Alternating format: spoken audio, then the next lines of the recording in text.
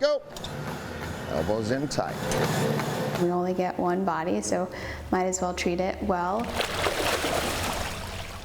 It's a prescription you cannot fill at a pharmacy. Exercise as medicine. And today we meet the providers who practice what they prescribe. From the University of Kansas Health System. I am amazed. The team here is great. I came on a Tuesday, and then by Saturday I had a heart in me. I have never seen a group of people work together so good as this team of heart specialists. I mean, it's just unreal.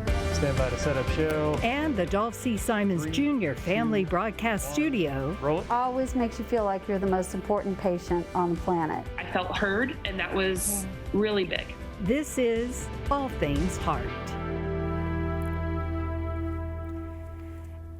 Good morning, I'm Alexis Del Cid. Welcome to All Things Heart. Here's what we're talking about today. Is exercise the miracle drug? I can't measure endorphins, but I know that if I'm not exercising, I don't feel as good. Research shows physical activity prevents chronic disease. So what defines physical activity and how much do you need? We answer the questions you're asking at home. And of course, we love taking you behind the scenes, behind the mask, to get to know the healthcare providers outside of the hospital. That's exactly what we're doing for the whole program today. You're about to meet 5 different providers from different specialties who are passionate about exercise when it comes to their patients and themselves. And we always love your questions and comments. Simply put, they're the heartbeat of every episode. So be sure to send them in and connect with us on Facebook, YouTube, and the All Things Heart email. You will find those links right here on your screen. Heart disease, pulmonary disease, diabetes, obesity, and a slew of other chronic conditions can all be treated with various medications, but also with something that is available to you right now with no prescription or trip to the store, and that's exercise. And these providers know that firsthand. Just getting warmed up. Whether it's the gym, the pavement, or the pool, ask these University of Kansas Health System healthcare workers what motivates them. You'll get similar answers. There's now evidence that strength training makes a difference in your survival. I'm definitely a firm believer that exercise is medicine. It's just as important as the medications that you're taking because it'll really give you those long-term effects. It's really an easy, non-pharmacological way, non-surgical way to help treat some of our ailments that affect our cardiovascular patients. I'm gonna try to push it. RN Elizabeth Hart is a competitive bodybuilder. 2017 is when I did my first one, and I did it kind of as like a bucket list thing. She's been hooked ever since. Okay, I can do my heavier weight. Kind of smile so he doesn't know I'm hurting. Cardio-oncologist Dr. Charlie Porter. Stop and switch. A regular at the Westwood Cross Training Club. So this is just a stomach-wrecking ab exercise, but they call it driving Miss Daisies. That's like we're driving the car. You gotta work when you come in here. There's no dilly-dallying around. Family and sports medicine physician Dr. Nicole Yedlinski is a marathon runner, currently training for a triathlon. Oh my goodness, it's probably one of the most meditative exercises that I feel humans can do. And advanced heart failure and transplant cardiologist Dr. Paula Roldan. Been doing this since college. Is up at 4:30 every morning. I like working out in my home gym because it's convenient, it's accessible. I have accountability with my husband. When it comes to talking with their patients about the importance of exercise, all 4 say their core belief that exercise is medicine makes it a no-brainer. I love talking about nutrition and exercise with anyone. It's my second passion next to nursing. If you walk 2 or 3 hours a week, after you're about 40, you start to reduce your risk of cardiac death. It's been studied in a lot of cardiovascular patients, diabetic patients, obese patients. I think it gives me some credibility, especially with the adolescent crowd, that they see me out here doing these things. Boom, boom, boom. There you go.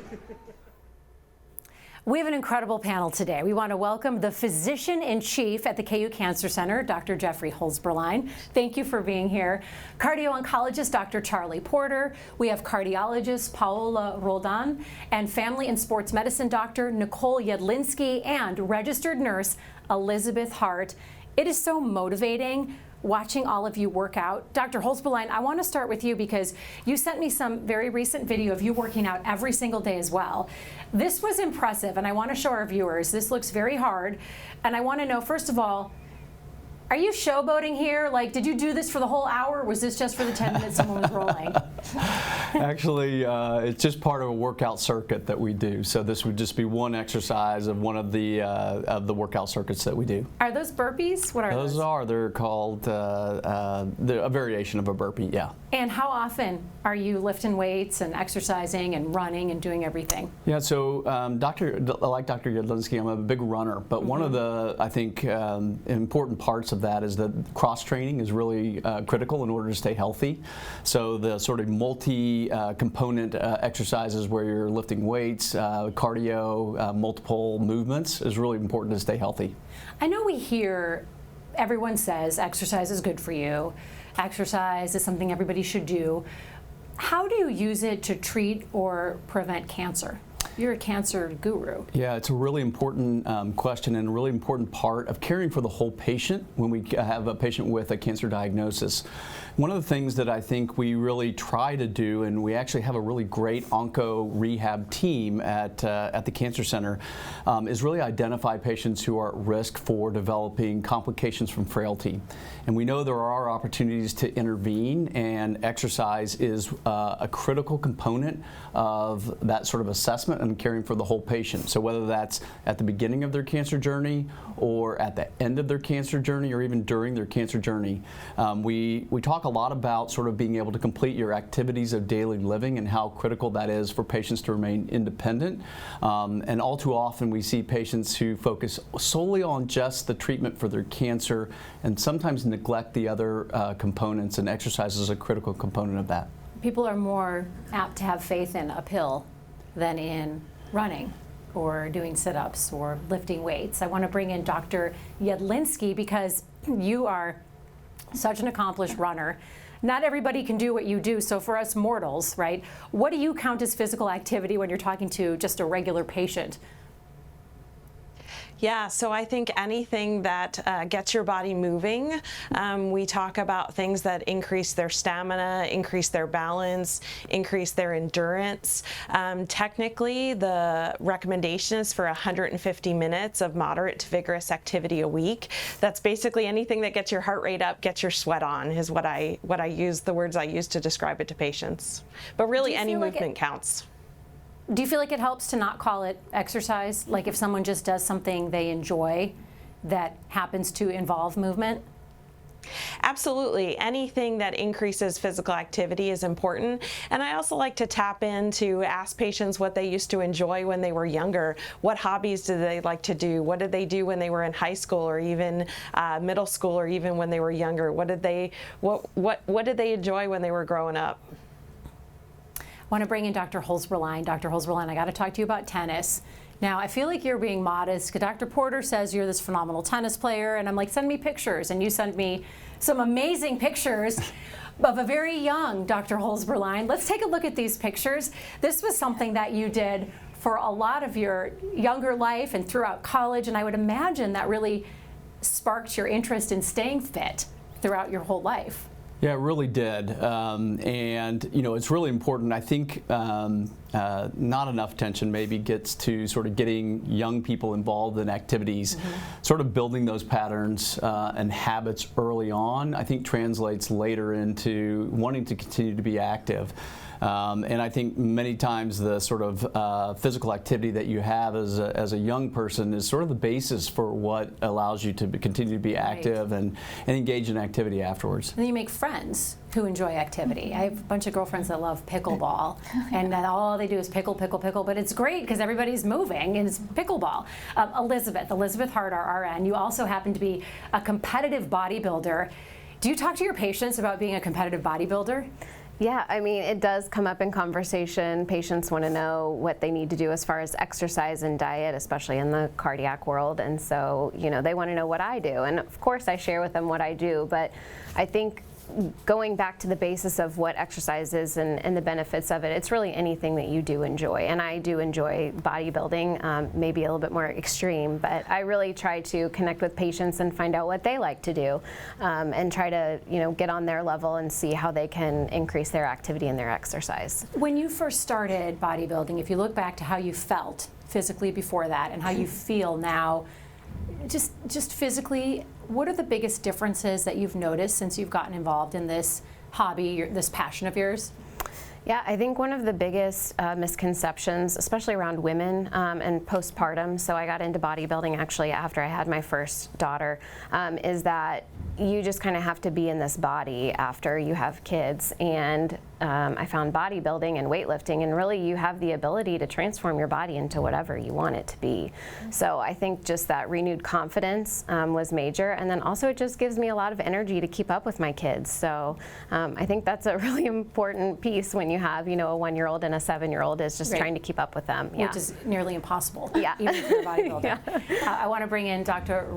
Roldan. I want to also take a look at how much physical activity we need as we look at this. Again, we've heard the 150 minutes. That's 2.5 hours a week for adults. So that's about how much you need. So Dr. Roldan, how do you prescribe that? Do you write it down like a prescription? Yeah, in some ways I do, but you have to cater it to your patient. There's some patients that they're a little bit sedentary. And then there's some patients that we have that are bodybuilders or tennis players, or they go to CrossFit on a regular basis. And as Dr. Ladinsky kind of alluded to, 150 minutes is kind of what we prescribe. But you have to cater it to the patient. So if they're not doing anything currently, then you just talk to them about, how about walking a block a day?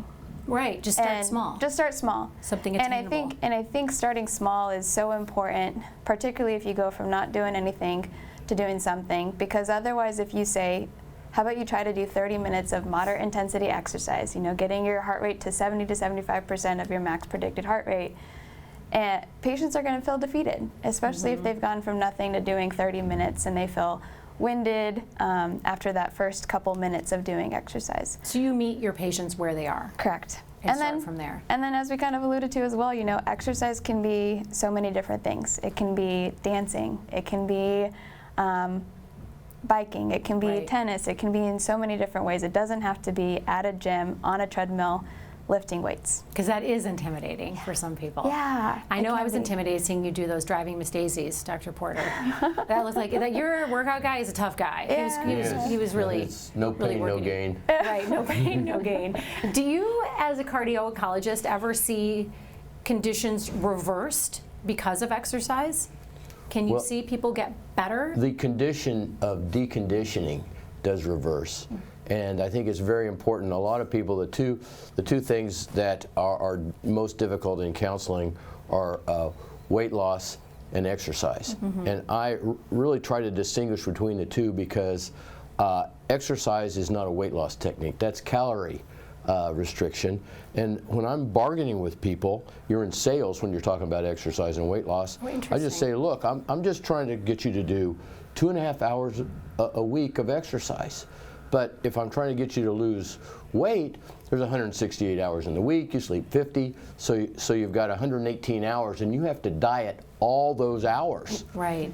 And I'm only asking for 2.5 for exercise, and you've succeeded. That's a good sales pitch. So let somebody else handle the other 115 hours. I'll just settle for exercise. Get them moving. Yeah. You also shared some really interesting data with us, and I want to put it up on the screen.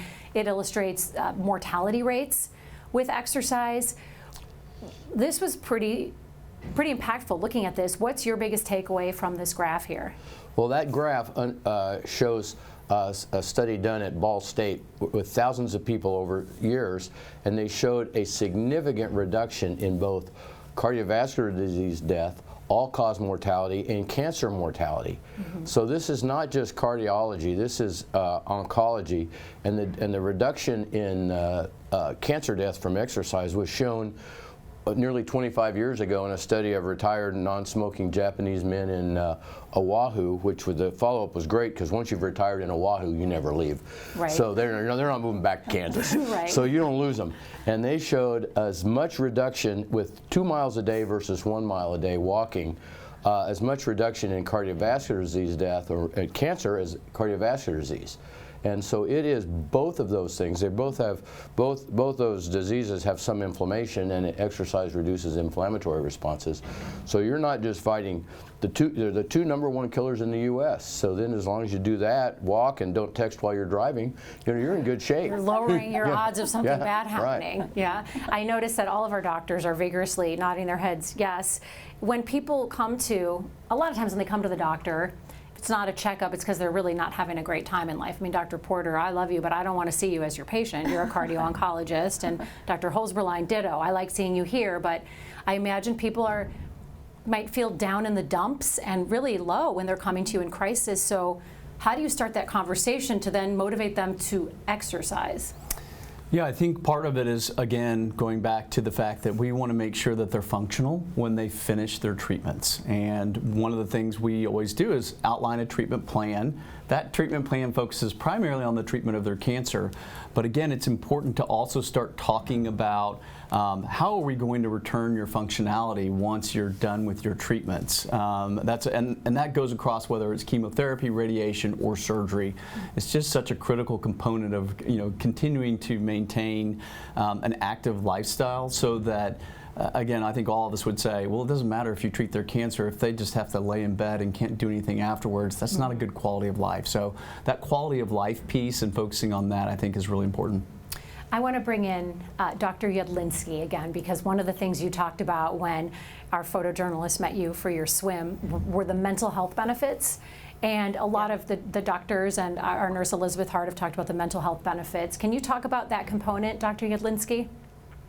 Well, you mentioned that I'm a runner, but most of the time that I'm spending running is out on the trails, out in nature, and that is a really time for me to reset. And as I explain to my patients, exercise is a great way to take care of your heart, your lungs, your gut, but it's also a great way to take care of your brain. It's a time to really think through all of the things that are either bothering you or a time to reflect, and it's a great meditative process. We talk about time being a challenge for a lot of people, and you had a great argument of why it shouldn't be a challenge, because you're just asking for 150 minutes. This is why I want to ask Elizabeth about this one, because you're the clinical program coordinator for cardiovascular education. You're a registered nurse, you're a bodybuilder, you have a new baby, a 7-year-old, and oh, and by the way, she's a personal trainer in her spare time. How? That's what I want to, how on earth is that all possible? Yeah, well, one of the biggest things is I have an amazing support system. So my husband, my family, I really couldn't do all that I do without them, for sure. But there's seasons for everything. I mean, I have times in my life where I do have a lot of time for my personal training and for myself, and there's other times that I really just need to focus on family. So I think that really knowing just to get in movement where you can, right? There was a point where I wasn't going to the gym and I wasn't lifting weights, but I was able to go on long walks with my family.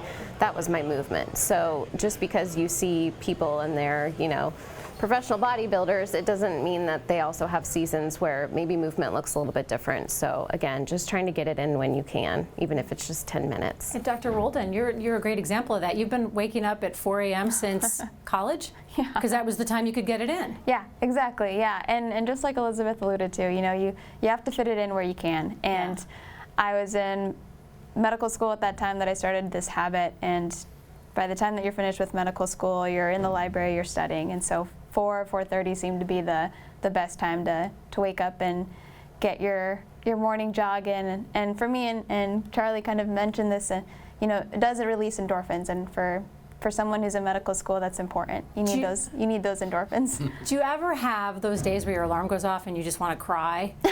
And no. So you just bound out of bed and go? If I stay up too late, then yes. But okay. I know that if I don't feel as well. Okay, it's not there's no reward if you don't do it. Yeah. We're getting some great community questions, so I want to get to those. Remember, you can Facebook us, you can contact us on YouTube and send in emails as well. Got a question from Lisa. This is a great one, and I'm going to ask Dr. Porter this because you had talked about bargaining for time. Lisa wants to know, can she spread out her exercise throughout the day? Does 10 minutes 3 different times count as 30 minutes of exercise? Yes, it does. And the key on that is I have had people who are trying to not do 30, and they'll say, how about 3 10s? Well, the thing I then probe is, well, if you do 2, are you going to tell yourself, well, I've done 2 10s, that's almost 3, I'm going to cut it short. Okay. So that if you're trying to exercise and it's not the highest priority in your life, if you do 30 minutes once, you only have to decide to exercise once that day. Right.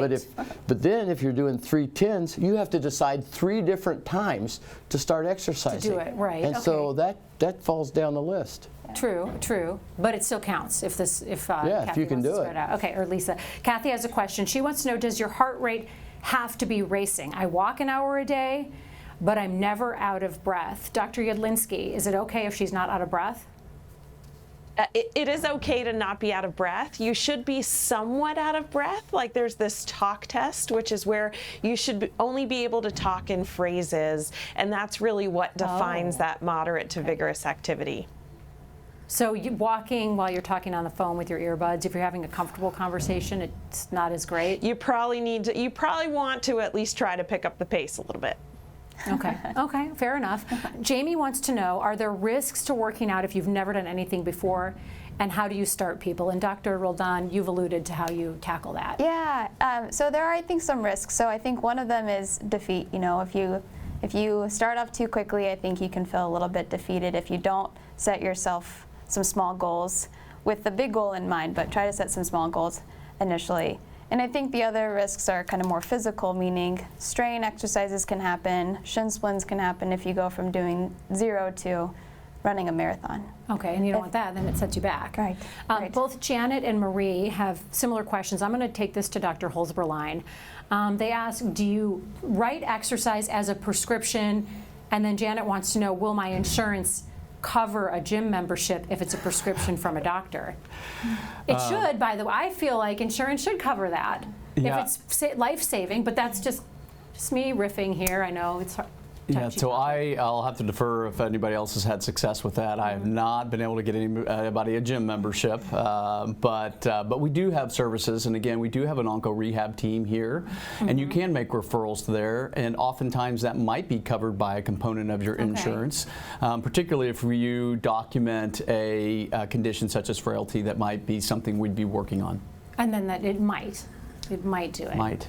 Mike wants to know, can food also be medicine? Elizabeth, I would imagine it's crucial. Is it medicine? Yes. Yes, I think nutrition is just as crucial as exercise. They definitely work hand in hand. I'm a firm believer that if you have both in conjunction, then you are going to get great results and be a healthier person. So yes, I would agree with that.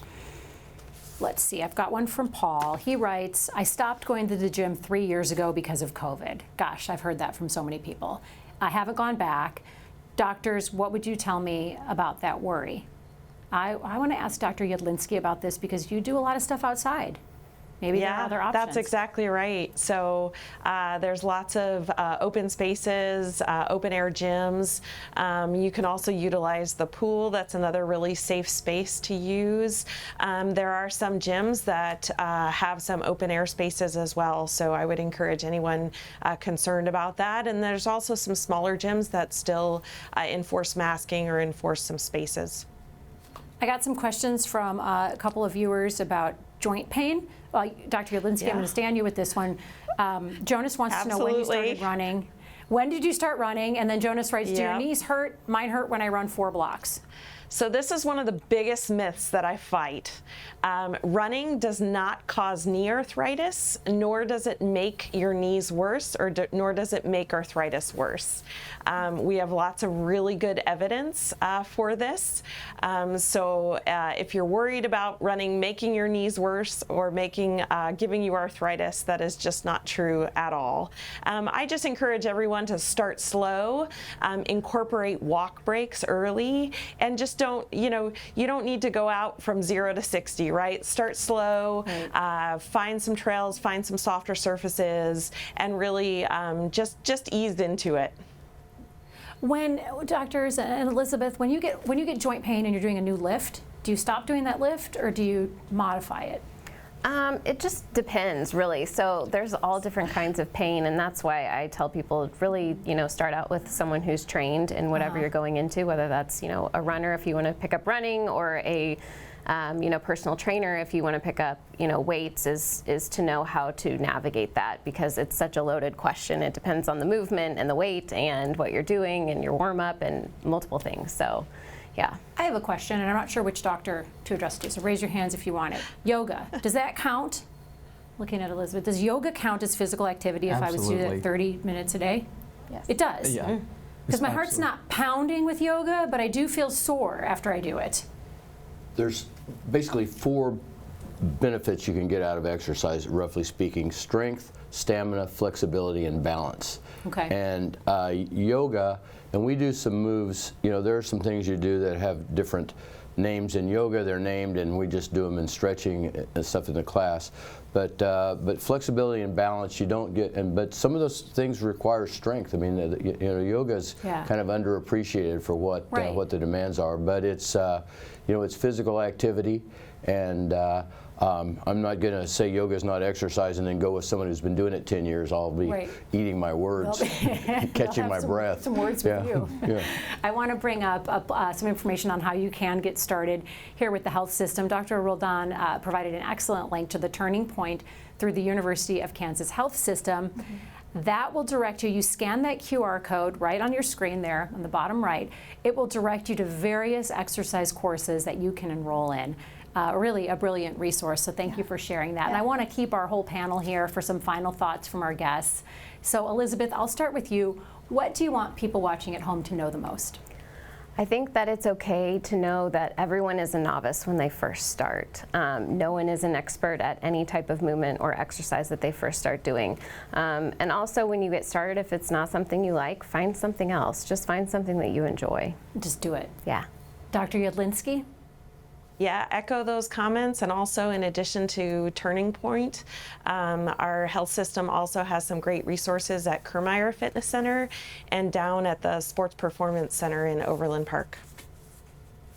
Dr. Roldan, what would be your message to viewers who might be still feeling intimidated or reluctant? Yeah, find something you enjoy, stick with it, and then I think accountability is important. Like you, setting your alarm clock, and you've just been doing it. Yeah, my husband gets up with me, so accountability partner. the accountability right there. Accountability partner. Dr. Porter, you were the genesis for this episode of All Things Heart. You're so passionate about exercise as medicine. Well, yeah, and I'll say one thing. There's a special syndrome, I think, that people have who have been elite athletes. And I always start by saying, what did you do in high school?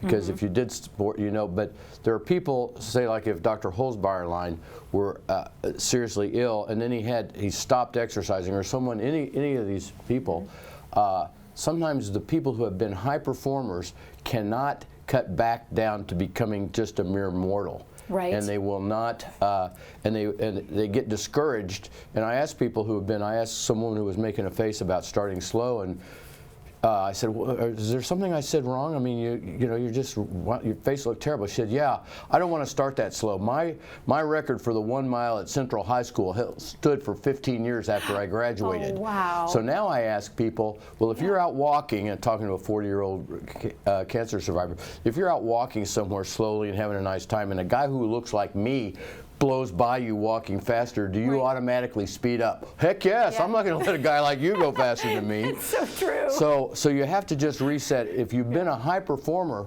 sometimes you'll only I've seen these people, they're just discouraged because they'll only drop down 15 or 20% from what they were doing. They won't go down low enough and start slow enough.